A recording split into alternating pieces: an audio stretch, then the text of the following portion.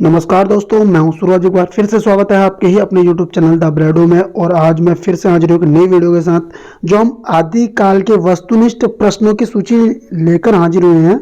और जैसे कि मैंने अभी अपनी हिंदी जो आठवीं इकाई थी हिंदी कहानी वाली, वो सातवीं इकाई को हमने कंप्लीट कर दिया है। और अब मैं आदिकाल के वस्तुनिष्ठ जो प्रश्न है उनकी सूची लेकर हाजिर हूँ। और यकीनन अगर आप ये पूरी वीडियो देखते हैं तो आदिकाल सीरीज से आपके, मैं कहता हूँ, मैं मान सकता हूँ कि 90% हम पोर्शन अपना 90 से ऊपर हम कंप्लीट कर लेंगे, क्योंकि मैं इतने ज़्यादा ही एग्जाम्पल कराऊंगा आदिकाल से। मुश्किल ये है कि हमारा कोई क्वेश्चन हमारा उनसे छूटेगा दोस्तों। तो चलते हैं पहले प्रश्न की तरफ। पहला प्रश्न इसलिए 42वां है क्योंकि मैं पहली वीडियो में 42 या 40 क्वेश्चन में कंप्लीट कर चुका हूँ। तो चलते हैं प्रश्न की तरफ। पहला प्रश्न देखते हैं 42। रचनाओं को रचनाकार के साथ सुमेलित कीजिए। पहला प्रश्न नेट 2002 में बना हुआ है। हिंदी साहित्य का अतीत तो हम सीधे जानते हैं विश्वनाथ प्रसाद मिश्र से है। हिंदी काव्य धारा किसका था? राहुल सांकृत्यायन। आधुनिक साहित्य किसने लिखा है? नंद दुलारी वाजपेयी। और हिंदी साहित्य की कहानी किसने लिखा है? प्रभाकर माचुए ने। तो हिंदी साहित्य का अतीत, तो सबसे पहले ए का देखो भाई, से बी किसका बना हुआ है? ए का बी बना हुआ है इधर और इधर, तो मतलब सी या डी में से ही अपना आंसर है। हिंदी काव्य धारा राहुल सांकृत्यायन। देखो भाई, बी का सी था तो हमें देखो मिल गया बी का सी। अब हमें देखते हैं सी का 4, सी का देखो चौथा भी मिल चुका है, डी का पहला। तो हमें क्या पता चल गया? आंसर इसका क्या है? सी इसका राइट आंसर है। बढ़ते हैं अगले प्रश्न की तरफ। 43वां प्रश्न।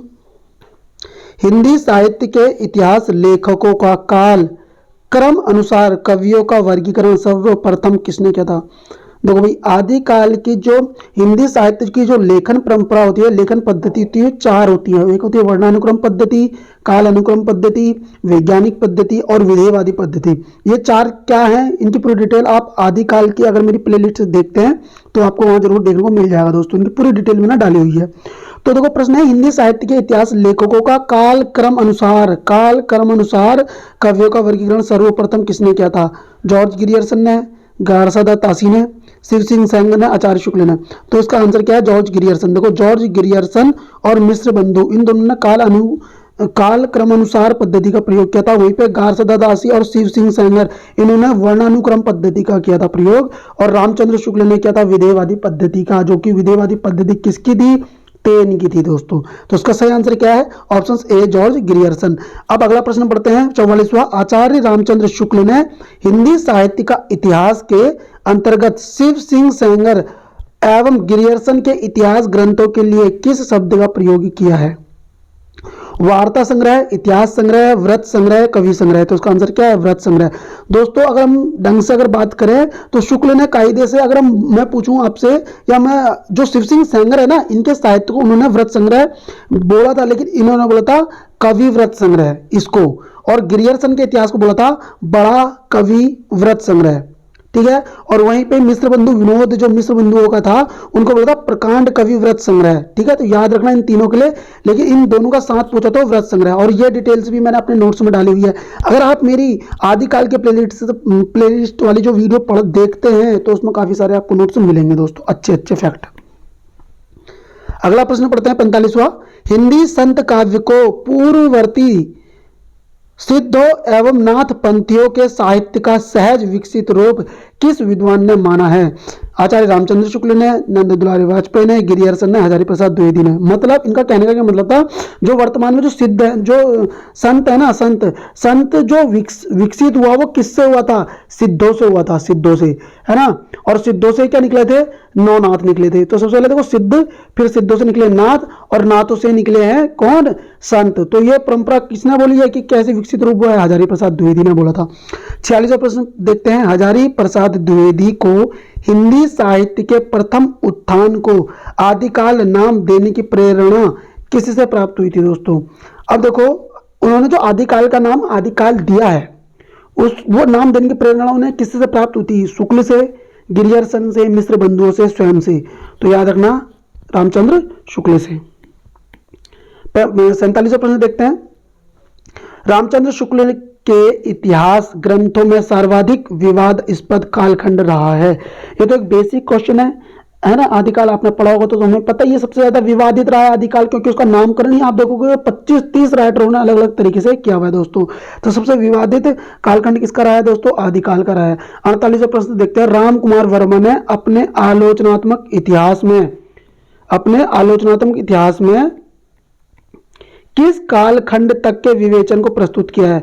तो याद रखना उन्होंने कब तक को किया था, इसका आंसर क्या है? भक्ति काल, क्योंकि उन्होंने 693 से 1693 तक का विवरण दिया हुआ है, भक्ति काल तक का विवरण दोस्तों। अगला प्रश्न देखते हैं, आरंभ में साहित्य के इतिहास का अर्थ था ईसवी सन के स्थान पर संवत का प्रयोग करना, रचनाओं को धार्मिक मानकर ग्रहण न करना, रचनाओं व साहित्य रचयिताओं का स्थूल परिचय प्राप्त करना, इतिहास विशेषज्ञों द्वारा उसकी जांच करवाना। तो उसका आंसर है सी, आंसर इसका राइट आंसर है दोस्तों, सी।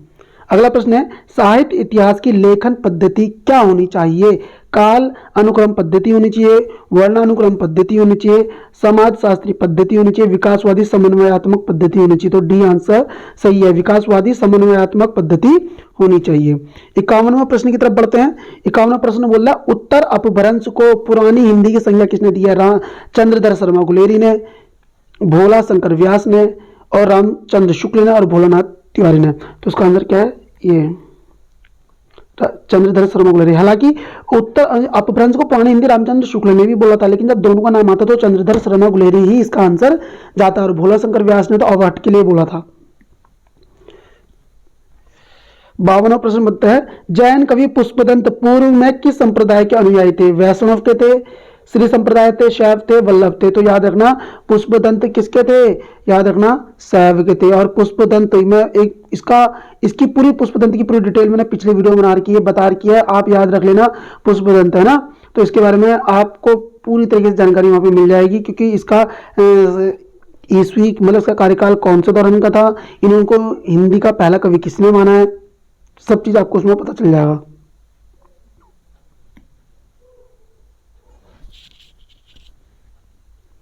हिंदी साहित्य का विवेचनात्मक इतिहास 1930 की रचना है दोस्तों। कब की रचना है? 1930 की रचना। मैं फिर से रिपीट कर रहा हूं, हिंदी साहित्य का विवेचनात्मक इतिहास किसने लिखा था? सूर्यकांत शास्त्री ने लिखा था। सूर्यकांत शास्त्री या उदय नारायण तिवारी, नलिन विलोचन शर्मा, शिव कुमार शर्मा। तो इसका आंसर क्या है? सूर्यकांत शास्त्री ने लिखा था। अगला प्रश्न है, वीर गाथा काल को चारण काल की संज्ञा देने के अतिरिक्त उससे पूर्व एक संधि काल जोड़ने वाले इतिहासकार है? रामविलास शर्मा, डॉक्टर नगेंद्र, आचार्य शुक्ल, या राम कुमार वर्मा। तो दोस्तों कौन है संधि एवं चारण काल कौन करने वाले थे? राम कुमार वर्मा। अगला प्रश्न है, राम कुमार वर्मा ने हिंदी साहित्य का आरंभ कब से स्वीकार करा है? तो राम कुमार वर्मा में अभी आपको बता के आया हूं 693 ईस्वी। देखो यहीं पे आ गया ना, ये देखो राम कुमार वर्मा जब ये वाला पॉइंट आया था तो मैंने आपको बताया था 693 से 1693 भक्ति काल तक का विवरण किया है। तो राम कुमार वर्मा ने हिंदी साहित्य का आरंभ कब से स्वीकार किया था? 693 ईस्वी। और कभी कभार 750 भी देता है, लेकिन 750 जहां पे दिया होगा वहां पे विक्रम संवत जरूर लिखा होगा, इस चीज का विशेष ध्यान देना है आपने। 693 नहीं रटना है, 693 ईस्वी 750 संवत, ठीक है। राहुल सांकृत्यायन का प्रसिद्ध लेख हिंदी के प्राचीन कवि और उनकी कविताएं 1930 ईस्वी में किस पत्रिका में छपा था दोस्तों? ये देखो सबसे पहले तो राहुल सांकृत्यायन का लेख कौन सा है? हिंदी के प्राचीन कवि और उनकी कविताएं, गंगा पत्रिका, प्रभा, मर्यादा, सरस्वती। तो ये गंगा पत्रिका में प्रकाशित हुई थी।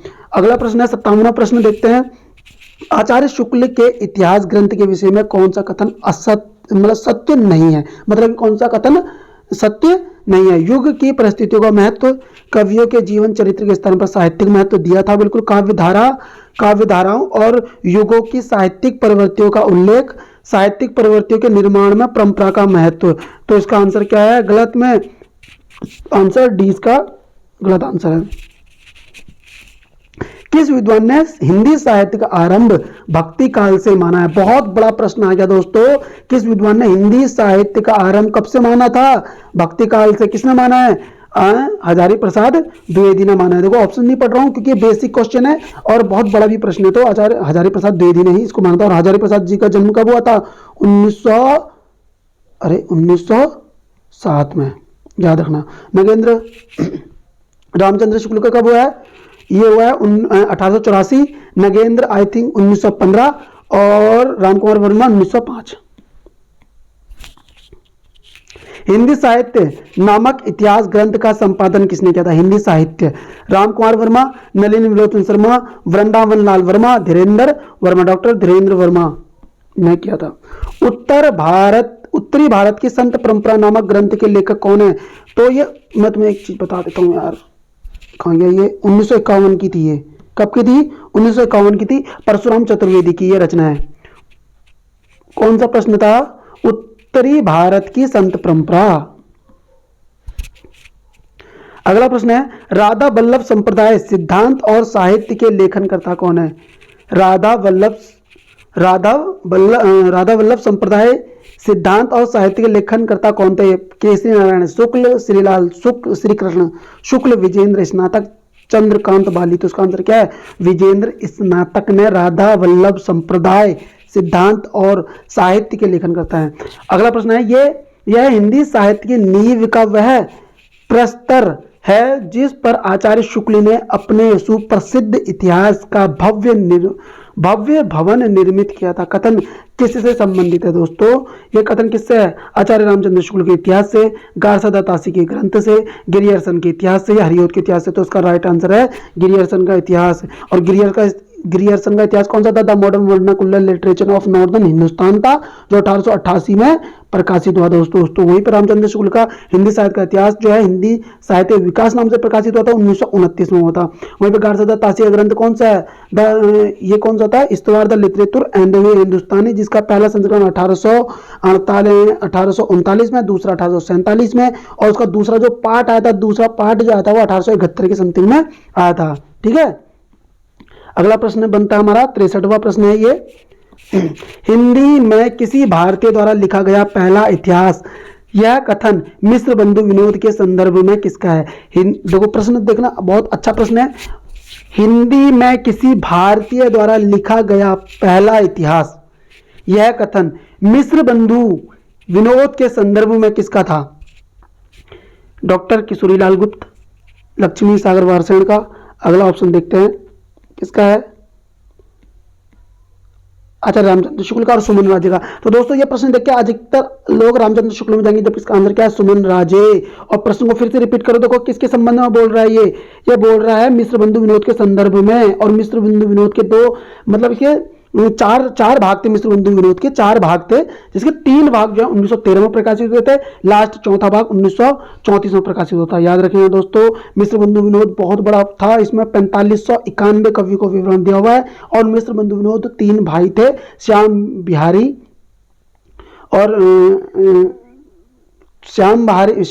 हैं और सुखदेव बिहारी हैं, और श्याम सुखदेव और एक थे श्याम बिहारी, सुखदेव बिहारी और एक है कृष्ण बिहारी नहीं है। हालांकि ये प्रश्न आएगा भी जरूर, तो इसमें हाँ ये आगे देखो, गणेश बिहारी, श्याम बिहारी, गणेश बिहारी और सुखदेव बिहारी हैं।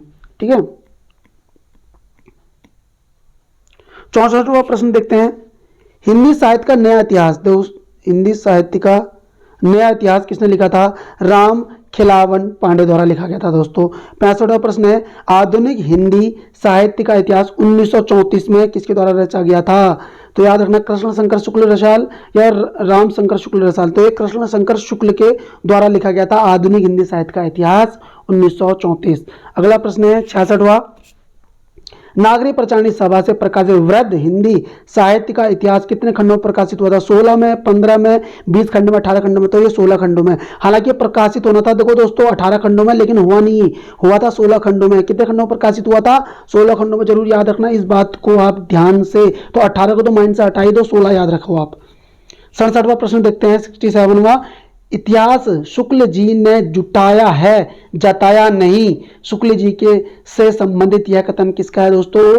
कि इतिहास शुक्ल जी ने जुटाया है, जगाया नहीं। शुक्ल जी से संबंधित यह कथन किसका था? जनेन्द्र का। और जनेन्द्र जी का जन्म कब हुआ था? 1905 में। कब हुआ दोस्तों? 1905 में जन्म हुआ जनेन्द्र कुमार का। अगला 68वां प्रश्न, इतिहास लेखन की विधेयवादी पद्धति। मैंने अभी तुमसे बोला था कि इतिहास लेखन की 4 पद्धति होती हैं, वर्णानुक्रम पद्धति, काल अनुक्रम पद्धति, वैज्ञानिक पद्धति और विधेयवादी पद्धति। और विधेयवादी पद्धति का जन्मदाता भी मैं आपको बता चुका हूं, और रामचंद्र शुक्ल ने इसके जो अपना हिंदी साहित्य का इतिहास है वो विधेयवादी पद्धति के द्वारा लिखा गया था। लेकिन इसके जन्मदाता कौन थे? तेन थे दोस्तों। कौन थे? तेन थे। अगला 69वां प्रश्न देखते हैं। 69वां प्रश्न में क्या बोल रहा है? पूरे भक्ति काल को 4 भागों में बांटकर उसे शुद्ध दार्शनिक एवं धार्मिक आधार पर सर्वप्रथम प्रतिष्ठित करने वाले विद्वान कौन थे? ये तो बेसिक क्वेश्चन हो गया, रामचंद्र शुक्ल थे दोस्तों। अगला प्रश्न है 70वां प्रश्न, क्या बोल रहा है? हिंदी भाषा और साहित्य का विकास 1930। हिंदी भाषा और साहित्य का विकास 1930 नामक ग्रंथ किसने लिखा था? चतुर्सेन शास्त्री, अज्ञे, उदय सिंह, अयोध्या सिंह उपाध्याय। तो दोस्तों किसने लिखा था? अयोध्या सिंह उपाध्याय ने लिखा था। हालांकि कहीं कहीं पे ये 1931 भी दिखाता है दोस्तों। क्या दिखाता है? 1931। हिंदी भाषा और साहित्य, अगर हिंदी भाषा का विकास 1924 आता तो श्याम सुंदर दास ने लिखा है, और हिंदी भाषा और साहित्य सिर्फ इतना लिखा होता ना, हिंदी भाषा और साहित्य, तो भी श्याम सुंदर जाता 1930।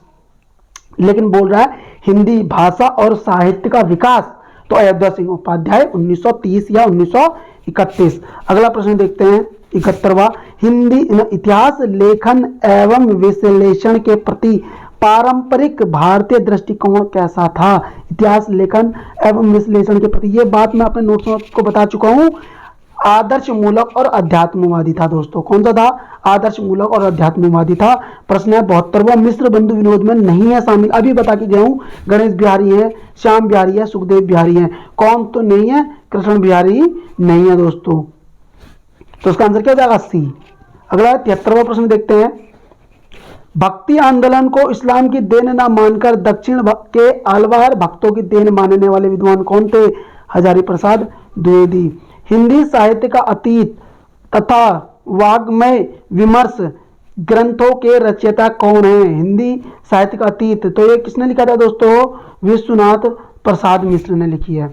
अगला प्रश्न है, आदिकाल को बाल्यावस्था कहने वाले इतिहासकार कौन थे दोस्तों? ये हैं राम शंकर शुक्ल। कौन है आदिकाल को बाल्यावस्था कहने वाले? राम शंकर शुक्ल। हालांकि राम शंकर शुक्ल रसाल ने आदिकाल को, याद रखना, जय काव्य काल भी कहा है दोस्तों। अगला प्रश्न आ रहा है 76वां, वह इतिहासकार जिसने सर्वप्रथम रामचंद्र शुक्ल के इतिहास की कमियों को रेखांकित किया कौन थे? तो हमें पता है हजारी प्रसाद द्विवेदी थे। 77वां क्वेश्चन देखो, राम कुमार वर्मा ने आदिकाल की समय सीमा कब निर्धारित करी थी? तो याद रखना 1350 से 1375 संवत। तो अभी देखो फिर से आ गया ना, 750 से 1300, तो इसका आंसर राइट है ये। तो राम कुमार वर्मा 693, मैंने बोला था ना 693 संवत लग जाता है, तो 57 जुड़ जाता है, 57 जोड़ दो, 3 + 7 0 10 कहां से लग गया? 1 9 और 5, 9 और 5 कितना होता है? हाँ 14 और 1 15 का 5, हासिल लग गया 1, 6 और 1 7, तो 750 आ गया। ठीक है दोस्तों। 78वां है, राम कुमार वर्मा ने हिंदी साहित्य के इतिहास को कितने कालों में विभक्त किया? तो राम कुमार वर्मा ने 4 कालों में विभाजित किया था, रामचंद्र शुक्ल के अनुसार ही। 79, शुक्ल ने 900 वर्षों के हिंदी साहित्य के इतिहास को कितने भागों में बांटा है? तो 4 भागों में बांटा है। 80 प्रश्न देखते हैं, राम खिलावन पांडे ने आदिकाल को नामकरण का क्या नाम दिया था? तो याद रखना संवर्धन काल, अंधकार काल, संचरण काल या संक्रमण काल। तो संक्रमण काल बोला था दोस्तों, है ना। साहित्य के युगों को समाज शास्त्रीय तथा ऐतिहासिक युगों के समान प्रस्तुत कर प्राचीन काल एवं आधुनिक काल, इन 2 कालों के में समस्त हिंदी साहित्य को वर्गीकृत करने वाले विद्वान। तो दोस्तों कौन सा प्रश्न आ रहा है हमारा?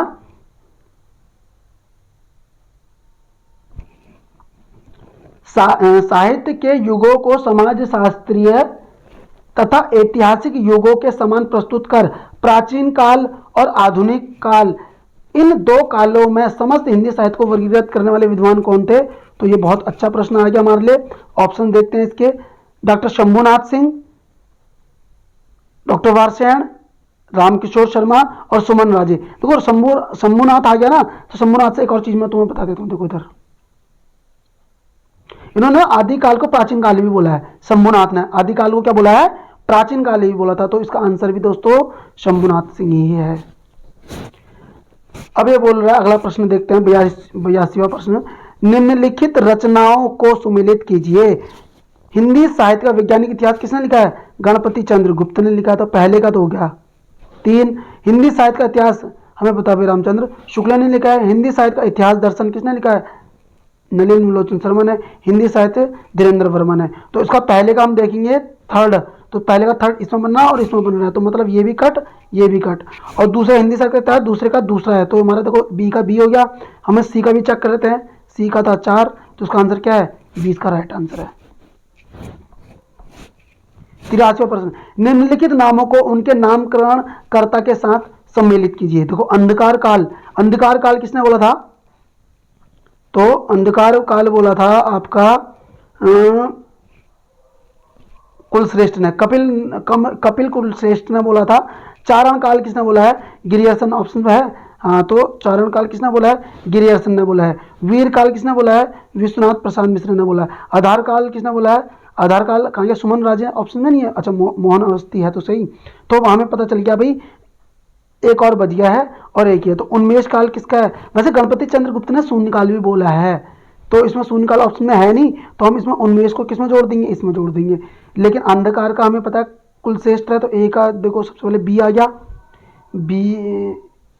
दूसरे का देखो ए है, तीसरे का देखो चारण काल 5 है, चौथे में देखो वीर काल तीसरा है, और चौथे का आधार काल का हमारा मौनावस्थी है, तो उसका आंसर क्या हो जाएगा, डी हो जाएगा। तो हमें एक चीज पता चल गई भाई, उन्मेष काल में कौन है, गणपति चंद्रगुप्त है, जबकि गणपति चंद्रगुप्त के लिए शून्य काल भी दिखता है, याद रखना इस चीज को। आदि काल के लिए ना शून्य काल नाम भी दिया हुआ है, कहीं कहीं पे शून्य काल भी दिखाता है, लेकिन उन्मेष काल में भी गणपति चंद्रगुप्त का नाम आ रहा है।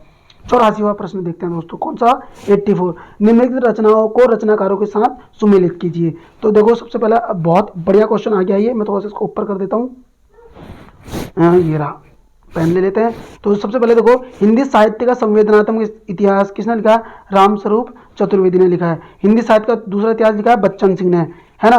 अब देखो हिंदी साहित्य की आधुनिक परिवर्तन, जैसे अब मुझे भी पता नहीं, जैसे मान लेते हैं 1% हमें भी पता नहीं है, तो एक चीज देखते हैं इसमें। सबसे मेन चीज देखो, हमने इतना हमें पता चल चुका है कि हिंदी साहित्य का संवेदनात्मक इतिहास किसने लिखा है, रामस्वरूप चतुर्वेदी ने लिखा है। हिंदी साहित्य का दूसरा इतिहास लिखा है बच्चन सिंह ने। तो तीसरे का चौथा चेक करते हैं इसमें, सबसे पहले देखते हैं तीसरे का कहाँ पे चौथा बना हुआ है। तो तीसरे का चौथा, तीसरे का हिंदी साहित्य का संवेदनात्मक इतिहास रामस्वरूप चतुर्वेदी, तीसरे का चौथा इसमें बना हुआ है, देखो बी में। हिंदी साहित्य का दूसरा इतिहास बच्चन सिंह नहीं, ये देखो सी वाला आंसर है इसका। देखो इसका रुको एक मिनट है, मैं 1 मिनट, 84वां क्वेश्चन है अपना, 84 में देखो ढंग से करते हैं हम इसको। देखो 84 का इसका आंसर देखो सी जाएगा, कैसे जाएगा, पहले का देखो हिंदी आधुनिक साहित्य की प्रवर्तक किसने लिखा है, नामवर सिंह ने लिखा है। भक्ति आंदोलन और भक्ति काव्य, शिव शिव भगवान से ऐसे कर लेना, भक्ति आंदोलन और भक्ति काव्य। और हिंदी साहित्य का संवेदनात्मक इतिहास किसने लिखा है, ये तो हमें पता ही है, रामस्वरूप चतुर्वेदी ने। हिंदी साहित्य का दूसरा इतिहास किसने लिखा, बच्चन सिंह ने। तो हमें पता है भाई पांचवा तो कहीं से कहीं तक नहीं था, तो पांचवा नहीं था, तो हमने इसको तो हमने कट कर दिया, इसको हमने कट कर दिया, तो इसका आंसर क्या है, सी इसका राइट आंसर है।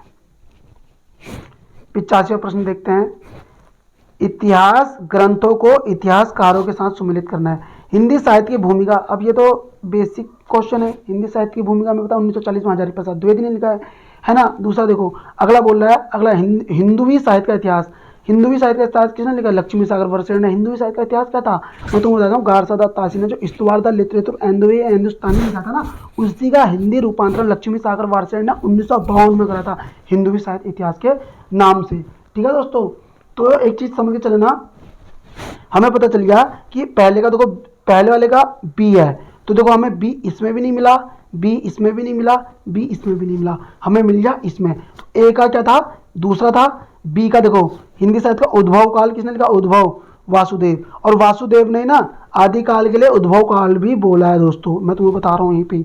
अब वो तीसरे में देखो हिंदी साहित्य का चौथे नंबर पे हिंदी साहित्य इतिहास संरचना स्वरूप किसने लिखा है, सुमन राजी ने। और चौथे में देखो हिंदी साहित्य का इतिहास तीसरे नंबर पर कौन है, लक्ष्मी सागर वर्षेण। तो उसका आंसर क्या है, डी आंसर है इसका राइट। 86वां प्रश्न देखते हैं, इतिहास ग्रंथ और प्रकाशन वर्ष। हिंदी साहित्य का इतिहास कब लिखा गया है? 1929 में। अरे एक मिनट, ऐसे करता हूं मैं। एक, हिंदी साहित्य का आलोचनात्मक इतिहास किसने कहा? रामकुमार वर्मा 1929। दूसरा, हिंदी साहित्य का वैज्ञानिक इतिहास गणपति चंद्रगुप्त 1965। हिंदी साहित्य की भूमिका 1940। अभी बता के आया हूं मैं तुम्हें 4। तो हमें पता चल गया भाई, ए का सबसे पहले देखेंगे हम 3 कहाँ पे बना हुआ है, तो 3 हमें इसमें मिल गया। देखो बी का मैंने बोला ना 4, ये देखो चौथा नंबर पे ये। सी का दूसरा, चौथे का ये, तो सी का राइट आंसर है। निम्नलिखित ग्रंथों को उनके ग्रंथकारों के साथ सुमेलित कीजिए।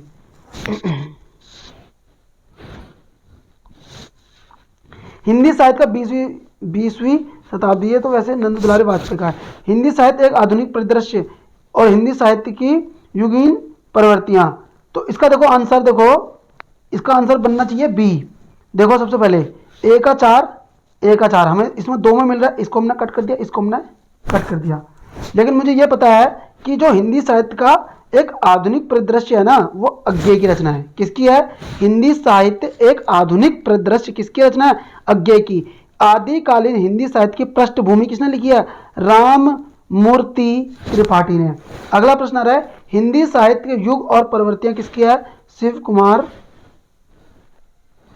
शर्मा की। अब देखो हिंदी साहित्य की युग प्रवृत्तियां, एक मिनट, हिंदी साहित्य की युग प्रवृत्तियां भी शिव कुमार की थी। और यहाँ पे देखो हिंदी साहित्य की युग प्रवृत्तियां और हिंदी साहित्य का उद्भव, इसमें ही कहीं अभी आया था वासुदेव, एक मिनट है, अभी हम एक क्वेश्चन पढ़ के गए हैं, शिव कुमार मिश्र, ये कहीं भी हमने पढ़ा था शिव कुमार शर्मा से। लेकिन हमें इसका आंसर क्या पता चला है? इसका आंसर पता चल गया हमें बी। इसमें मतलब कि नंद दुलारी वाजपेयी। बी का है आधुनिक परिदृश्य अज्ञे का। आधुनिक हिंदी साहित्य की पृष्ठभूमि किसने लिखी है? राममूर्ति त्रिपाठी ने। हिंदी साहित्य युग और प्रवृत्तियां किसका है? शिव कुमार शर्मा का। 88वां प्रश्न पढ़ते हैं, 94 प्रश्न देखेंगे बस हम, इसमें समय कम है हमारे पास। 88वां, संगत चरण का चयन कीजिए। हिंदी साहित्य का सुबोध इतिहास, संगत चरण मतलब सही वाला चुनना है। हिंदी साहित्य का सुबोध इतिहास, गुलाब राय। रीति काव्य की भूमिका, ये तो नगेंद्र ने लिखा है, ये तो कट हो गया भाई। मध्य युगीन धर्म साधना, नंद दुलारी वाजपेयी का कहीं से कहीं तक नहीं है। वाल्मीकि विमर्श, अभी हम पढ़ के गए हैं, नगेंद्र का तो है ही नहीं, नगेंद्र का तो है ही नहीं। वाल्मीकि विमर्श अभी हम पढ़ के गए थे, रामकुमार वर्मा का था। ऐसे कुछ का पढ़ के हम अभी आ रखे हैं ऊपर क्वेश्चन में ना। तो देखोगे इसमें अपना आंसर देखो क्या जा रहा है, ए। हिंदी साहित्य का सुबोध इतिहास किसने लिखा है? बाबू गुलाब राय ने। किसने लिखा दोस्तों? बाबू गुलाब राय ने लिखा हुआ है दोस्तों। अभी मैं एक चीज में 1 मिनट ले रहा हूं आपके लिए, एक चीज मैं आपको बता देता हूं, उसमें आपको इसमें अगर मिल जाए मुझे तो 1 मिनट मिल तो रहा नहीं है, लेकिन मैं कोशिश कर रहा हूँ जल्दी से ढूंढने की, समय हमारे पास कम है, लेकिन मैं फिर भी कोशिश करूंगा कि मिल जाए मुझे वो क्वेश्चन जिस चीज़ की मैं बात कर रहा था।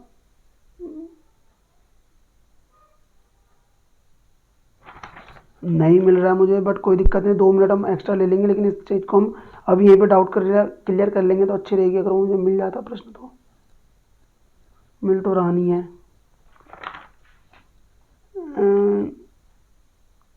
1 मिनट, चलो मैं पिनअप कर दूंगा वो क्वेश्चन, अभी मुझे तो दिखाई नहीं वो क्वेश्चन।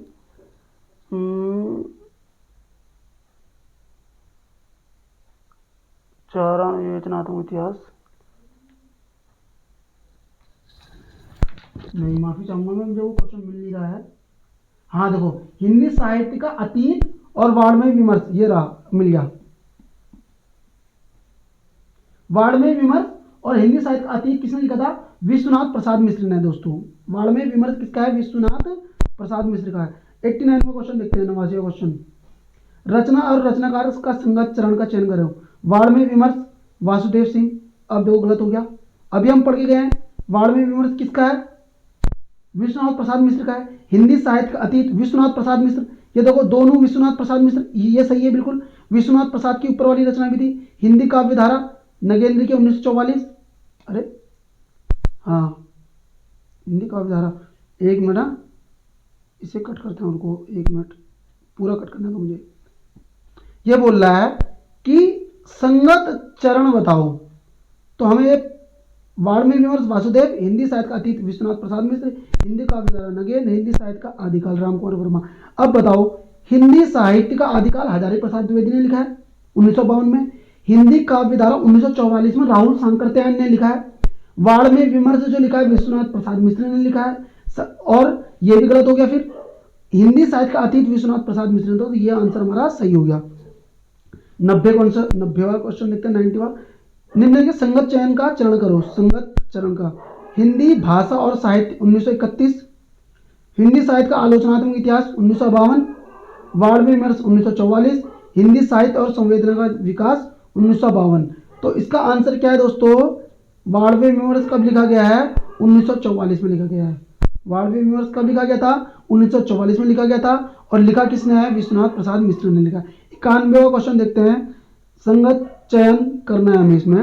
हिंदी आधुनिक हिंदी साहित्य का इतिहास 1954, हिंदी भाषा का उद्भव और विकास 1948, हिंदी भाषा और साहित्य का इतिहास 1949 और हिंदी उपन्यास उपलब्धियां 1952। तो इसका भी सही आंसर दोस्तों क्या है? हिंदी भाषा और साहित्य का इतिहास कब है? 1949। सही आंसर क्या है इसका? हिंदी भाषा और साहित्य का इतिहास 1949।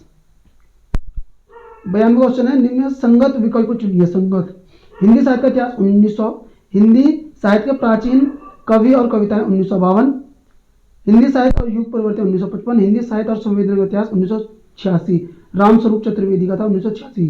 ठीक है, आगे बढ़ते हैं। 93वां प्रश्न, असंगत विकल्प का चयन करो। सिद्ध सामंत काल राहुल सांकृत्यायन,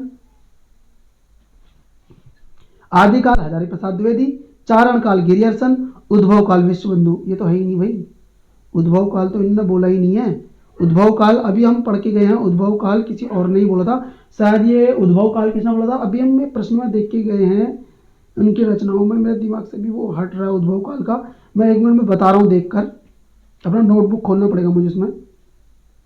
94वां क्वेश्चन है और अंतिम क्वेश्चन देखते हैं। असंगत विकल्प का चयन करें दोस्तों।